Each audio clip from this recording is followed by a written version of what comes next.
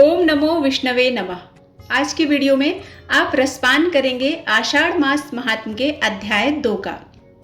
इधर अदिति अत्यंत प्रसन्न थी कि भगवान श्री हरिविष्णु उनके गर्भ में आने वाले हैं, और वहीं स्वर्ग पर दैत्यों के अधिपत्य और देवताओं की पराजय का समाचार सुनकर अदिति के मातृ हृदय को बड़ा कष्ट पहुंचा। वह उदास रहने लगी। आश्रम के कामकाज भी उनसे सही से नहीं हो पा रहे थे। आश्रम पर आए तब वहां की दशा देखकर आश्चर्य में पड़ गए। अदिति ने विधि पूर्वक उनकी पूजा की। इस उदासी का कारण पूछने पर अदिति ने सारी बात कह सुनाई और इस आपत्ति के निवारण का उपाय भी पूछा। महर्षि कश्यप ने पहले तो समझाने की बहुत कोशिश की। उन्होंने कहा, प्रिय, हम लोग आश्रमवासी हैं। हमारा बस यही काम है कि संपूर्ण रूप से भगवान का ही भजन करें। यह सारा संसार भगवान का है। इसके बनाने वाले, रक्षा करने वाले और प्रलय करने वाले वही हैं। वे जो कुछ करते हैं अच्छा ही करते हैं। उनके दरबार में अन्याय के लिए कोई स्थान नहीं है। अपनी संतान पर भला कोई अत्याचार कर सकता है क्या? हम सब देव दानवादी उन्हीं के संतान हैं। हमने झूठ मूठ यह संबंध जोड़ रखा है कि यह मेरा पुत्र है, यह मेरा भाई है। यह सब मोह के कारण है। महर्षि कश्यप के इस उपदेश का उन पर कोई प्रभाव नहीं पड़ा। उनका मातृ हृदय अपने पुत्रों के कल्याण के लिए व्याकुल था। वह उनके चरण पकड़कर रोने लगी। भगवान की ऐसी ही प्रेरणा समझकर उन्होंने पयोव्रत नाम के अनुष्ठान की विधि बताई और उसी के द्वारा भगवान की आराधना करने की सलाह भी दी। अदिति बड़ी तत्परता के साथ प्रेम से उसमें जुट गई।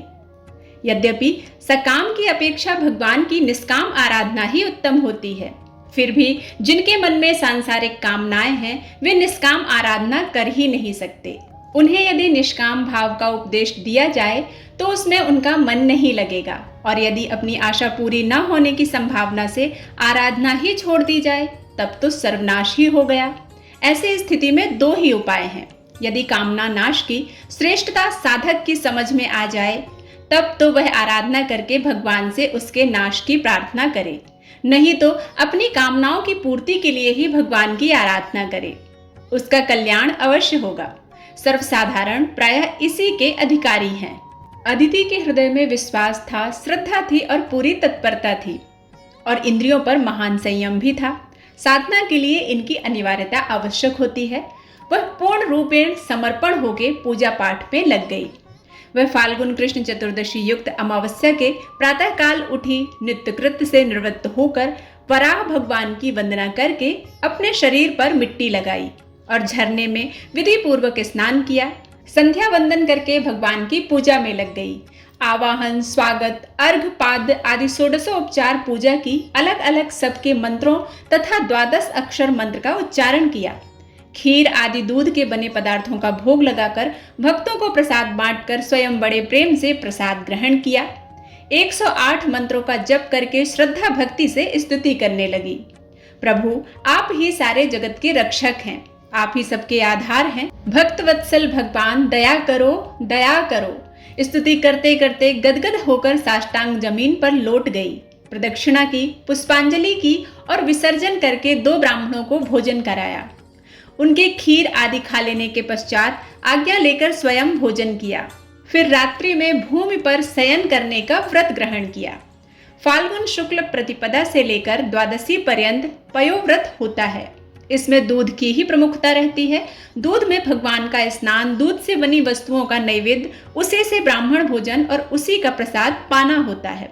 प्रतिदिन विधि पूर्वक भगवान को पूजा, हवन, ब्राह्मण भोजन, त्रिकाल स्नान, तर्पण आदि किया जाता है। अदिति ने बड़े मनोयोग से 12 दिन तक सब नियमों का पालन किया। वह कुसंग से दूर रहकर संपूर्ण प्राणियों से प्रेम करती और संपूर्ण विषय भोगों एवं आराम की सामग्रियों से दूर रहकर भगवान के चिंतन, स्तवन और भजन में ही लगी रहती थी। त्रयोदशी के दिन तो महान उत्सव हुआ। अपनी शक्ति के अनुसार भगवान की पूजा हुई। बड़ा भारी हवन हुआ। द्विजगण, ब्राह्मणगण गुरुओं को बहुत बड़ी दक्षिणा दी। ब्राह्मणों से लेकर चंडाल तक को यथायोग्य भोजन कराया। भजन, कीर्तन, नृत्य, गान, भगवान के स्वरूप, जन्म, कर्म की कथाएं हुई। इन दिनों निरंतर सावधान रहकर बड़ी एकाग्रता से भगवान वासुदेव का चिंतन करती हुई ही अदिति ने सारा समय व्यतीत किया। इस तरह 13वें दिन यह पयोव्रत पूरा हुआ। पूर्णाहुति के दिन अदिति की श्रद्धा भक्ति एवं नियम निष्ठा से प्रसन्न होकर शंख चक्र गदा धारण किए हुए पीतांबरधारी वर्षाकालीन मेघ के समान श्यामल मुस्कुराते हुए भगवान अदिति के सामने एकाएक प्रकट हो गए। करोड़ों सूर्य के समान प्रकाशमान तथा करोड़ों चंद्रमा के सदृश शीतल भगवान के ज्योतिर्मय रूप को देखकर अदिति के आदर के साथ उठकर खड़ी हो गई। फिर श्रद्धा से सिर झुकाकर उनके चरणों में साष्टांग गिर गई, बेसुध हो गई। थोड़ी देर बाद जब चेतना आई तब अंजलि बांधकर उठकर खड़ी हुई। उस समय अदिति की विलक्षण दशा थी। आंखें आंसुओं से भरी थी, सारा शरीर पुलकित था, आनंद से गदगद होकर वह कांप रही थी। स्तुति करना चाहती थी परंतु कर नहीं सकती थी। गला रुंधा हुआ था। उसकी आंखें एकटक भगवान के मुख कमल पर लगी हुई थी। वह भगवान श्री हरि विष्णु के उत्तम रूप सौंदर्य का रसपान कर रही थी। होंठ उसके फुरफुरा रहे थे परंतु स्पष्ट नहीं बोला जा रहा था। धीरे धीरे बोलने की शक्ति आई।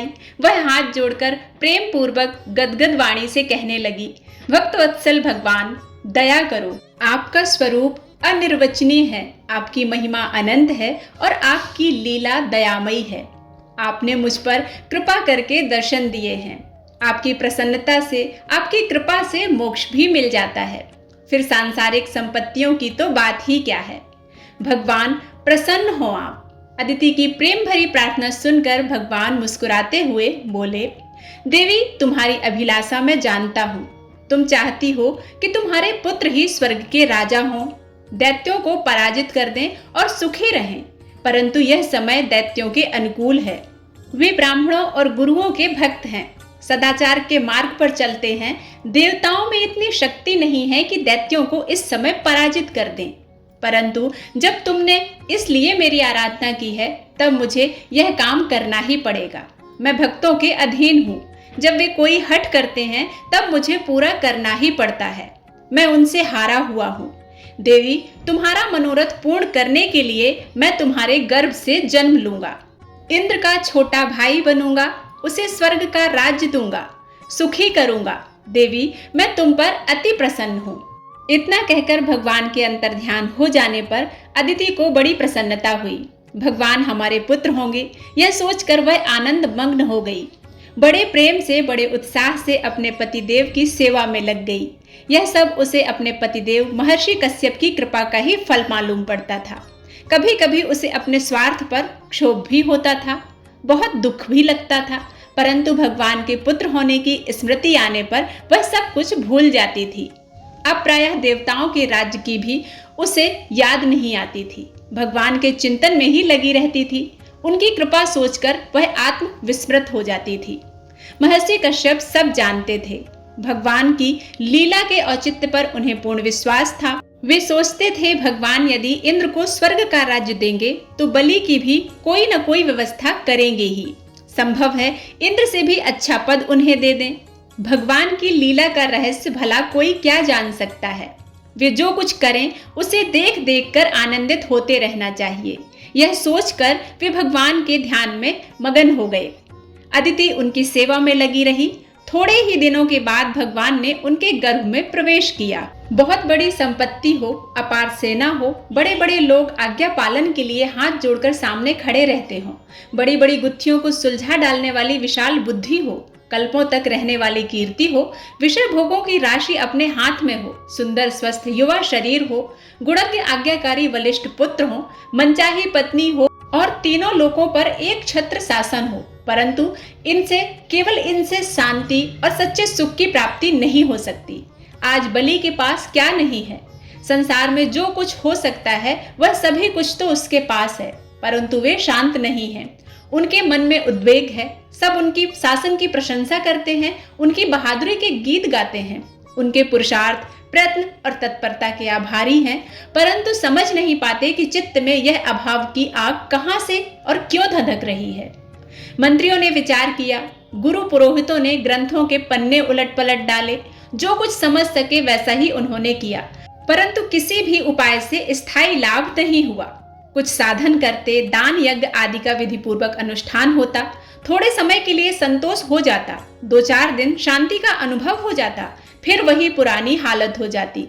अंत में सबने सलाह दी कि स्वयं बलि ने इस बात पर बड़ा जोर दिया कि हमारे दादा प्रहलाद जी के पास चलकर यह बात पूछी जाए।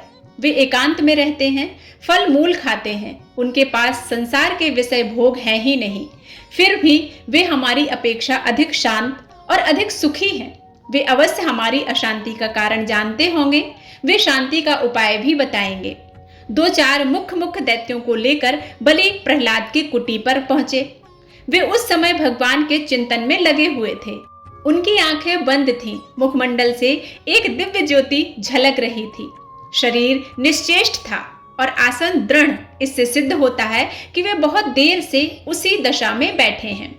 उनके ध्यान में बाधा न पड़े, इस दृष्टि से बलि ने दूर से ही प्रणाम किया और सबके साथ वहीं बैठ गए। प्रहलाद के शरीर से शांति, प्रेम और आनंद की धारा प्रवाहित हो रही थी, जिसके कारण बलि के मन पर भी कुछ शांति अनुभव हुई। वे प्रहलाद की ओर एकटक देख रहे थे और उनके प्रसन्न मुखमंडल को देख देख कर विस्मित हो रहे थे। कितना समय बीत गया, इसकी ओर उनका ध्यान ही नहीं गया। जब प्रहलाद का ध्यान टूटा और उन्होंने भगवान का नाम उच्चारण करते हुए अपनी आंखें खोली, तब उन्हें पता चला कि अब बहुत देर हो गई है और इन लोगों ने जाकर चरण स्पर्श किए। प्रहलाद ने बड़े प्रेम से हृदय से लगाया और कुशल समाचार पूछे। बड़ी नम्र वाणी से किंतु अभिमान के साथ बलि ने अपनी विजय कथा कह सुनाई और देवता लोग इनके सामने एक क्षण भी नहीं ठहर सके। अब उनकी क्या दशा हो रही है, यह सब भी कहे बिना बलि से नहीं रहा गया। अंत में बलि ने कहा, आप गुरुजनों के आशीर्वाद से मैं अब त्रिलोकी का राजा हूँ। मेरे पास किसी भी सामग्री की कोई कमी नहीं है। मैं किसी को दुखी भी नहीं रहने देना चाहता। नित्य दान किया करता हूँ। पहले से ही सतर्क रहकर आपत्तियों का निवारण करता रहता हूँ। परंतु दादाजी, यह सब होने पर भी न मेरे अंदर शांति है, न तो मेरी प्रजा ही शांत है और मैं आपसे यही पूछने आया हूँ कि इस अशांति का कारण क्या है। कृपया आप बताइए, मैं उसे उखाड़कर फेंक दूंगा। प्रहलाद ने कहा, बेटा, संसार की सारी संपत्तियों में वह शक्ति नहीं है कि वे किसी को सुख शांति दे सकें। उसे देने की शक्ति तो केवल भगवान में ही है। जो उनका भजन सेवन करता है, उनकी आज्ञा पर चलता है, उनसे प्रेम करता है, उनके चरणों में आत्मसमर्पण कर देता है, उसे ही सुख शांति की प्राप्ति होती है। यह सारा उद्वेग, यह संपूर्ण अशांति केवल उनका भजन न करने से है। प्रहलाद यह कहते कहते भगवान की स्मृति में डूबते से जा रहे थे। वे मानो दूसरे लोक में चले गए। वाणी बंद हो गई, शरीर निश्चेष्ट हो गया। वे दूसरे रूप में भगवान को ढूंढने लगे। वैकुंठ, ब्रह्मलोक, स्वर्ग, मृत्युलोक में भगवान को ढूंढ डाला, परंतु कहीं भगवान के दर्शन नहीं हुए। फिर अलग अलग सब वस्तुओं में देखना शुरू किया। अंततः देखा तो अदिति के गर्भ में भगवान मंद मंद मुस्कुरा रहे थे। नमस्कार किया। आशीर्वाद के लिए वामन भगवान के दाहिने हाथ को उठा देखकर प्रहलाद को इतना आनंद हुआ कि उन्हें और सब बातें भूल गईं। बड़ी देर तक एकटक देखते रहे। फिर भगवान ने स्वयं ही उन्हें इस शरीर में भेज दिया। यहाँ बलि बैठे बैठे प्रहलाद के अंतिम वाक्य पर विचार कर रहे थे कि सारा उद्वेग, यह संपूर्ण अशांति भगवान का भजन न करने से है। उनका हृदय क्षुब्ध हो उठा। वे अपने आप ही उत्तेजित हो उठे। उनका चेहरा लाल हो गया, आंखें चढ़ गईं। वे सोचने लगे कि भगवान कौन है? अपना भजन न करने से वह हमें क्यों दुख देता है? क्या वह हमसे अधिक बलवान है? सुनते हैं कि वह देवताओं का हिमायती है, उनका रखवाला है। क्या इसी कारण हमें वह अशांत करता है? इसलिए दादाजी, इस बार कोई पते की बात कहिए। इतने में ही प्रहलाद की आंखें खुली। क्षण भर बाद प्रहलाद ने कहा, बेटा, अब भगवान के भजन बिना कल्याण नहीं है। वे देवताओं की प्रार्थना से अदिति के गर्भ में आ चुके हैं। वे देवताओं का कल्याण करेंगे। तुम लोग भी उनका भजन करो, वे तुम्हारा भी भला करेंगे। बलि पहले से ही उत्तेजित था। प्रहलाद की बातों से उसकी उत्तेजना और बढ़ गई। उनका अभिमान बोल उठा, मैं समझ गया, यह सब उन्हीं की करतूत है। वे हमारे पुराने शत्रु हैं। अमृत मंथन के समय बराबर परिश्रम करने पर भी हमें ठग लिया। युद्ध में देवताओं की सहायता की। इस बार जब हमारी शक्ति बढ़ी तब सामने नहीं आए, अब लुक छिप कर अशांति फैलाते हैं। देवताओं की सहायता करने के लिए अदिति के गर्भ में आए हैं। इस बार देखा जाएगा। मेरे एक एक मित्र शंबर, मैं, बल आदि उन्हें मार सकते हैं। उनमें रखा ही क्या है। आवेश में आकर बलि बहुत कुछ बोल गए। पीछे से गुरुजनों के सामने इतना बोल जाने का पश्चाताप भी हुआ, परंतु अब तो तीर निकल चुका था। अब कर ही क्या सकते थे। भगवान पर आक्षेप प्रहलाद से नहीं सुना गया। वे कांप उठे, उनके रोम रोम में चिंगारियां निकलने लगी। कहीं कहीं ममता भी क्रोध की जननी हो जाती है। संभव है दूसरा कोई ऐसी बात कहता तो प्रहलाद को क्षोभ न होता, परंतु अपना ही पौत्र इस प्रकार कहे यह उन्हें सहन नहीं था। वे बोल उठे, बलि तू मेरे कुल का कलंक है। मेरा पौत्र विरोचन का पुत्र होकर तू ऐसी बात करता है। तुझे गर्भ में ही मर जाना चाहिए था। तू इस सेना के बल पर, इस शरीर के बल पर इतना घमंड कर रहा है, इतना इतरा रहा है। तुझे धन का उन्माद है। इसी से तू त्रिलोकी के संकल्प मात्र से धारण करने वाले भगवान का निरादर करता है। जा, अब तेरा धन नहीं रहेगा, तेरी सेना काम नहीं आएगी और तू पद भ्रष्ट हो जाएगा। तब तेरी हेकड़ी छूटेगी, तू भगवान की महिमा जानेगा। बलि एकदम निशब्द रह गए। काटो तो खून नहीं। वे चाहे जितने अभिमानी रहे हों, परंतु उनके हृदय में प्रहलाद की भक्ति थी, गुरुजनों का आदर था। वे आवेश में जो कुछ कह गए थे उसके लिए स्वयं उन्हें दुख था। जब प्रहलाद की बात सुनी तब तो वे सर्वथा निराश हो गए। उनका विश्वास था कि चाहे जो हो जाए, दादाजी की बात मिथ्या नहीं हो सकती। वे तुरंत उनके चरणों पर गिर पड़े। उनकी आंखों से आंसुओं की धारा बहने लगी। क्षण भर बाद ही प्रहलाद शांत हो गए। बलि को उठाकर छाती से लगाया और समझाया, बेटा मैं तुम्हारी बात सुनकर आवेश में आ गया, तभी तो ऐसी बात मुंह से निकल गई, नहीं तो इस भगवान की लीला में क्रोध के लिए स्थान ही कहाँ है। ऐसी ही उनकी इच्छा थी। अब चलकर उनका भजन स्मरण करो। वे किसी का पक्षपात नहीं करते, सबको समान रूप से देखते हैं। यदि वे इंद्र को स्वर्ग का राज्य देंगे तो तुम्हें उससे भी अच्छा पद दे सकते हैं। उनके विधान पर विश्वास रखो, क्योंकि वे जो करते हैं अच्छे के लिए ही करते हैं।